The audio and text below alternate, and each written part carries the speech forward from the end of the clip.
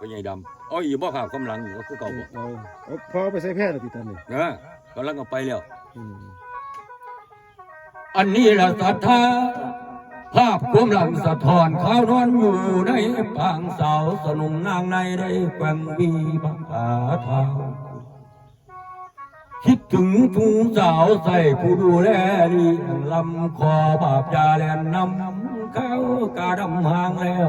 ให้คือแก้วขามานี้10 กว่าปีผ่านพ้นจนสอนเบาศิลานีกาพอลงซ้ำที่บักกำกาสิพอยปากาดำโอ้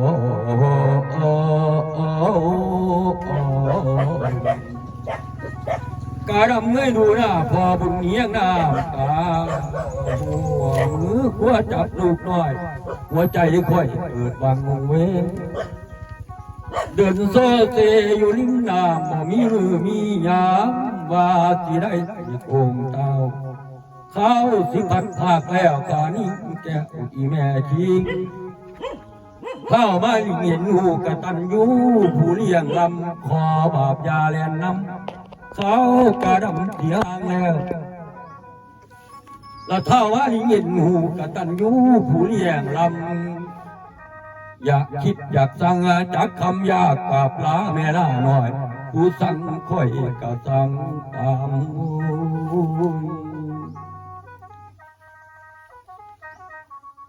ทาสี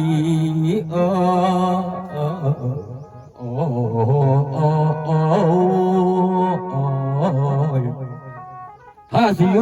ย้ำกับขึ้นเนื้อบานไปขันจ่าบอกอีแม่เราเด้อว่ากาดำเป็นห่วงเจ้า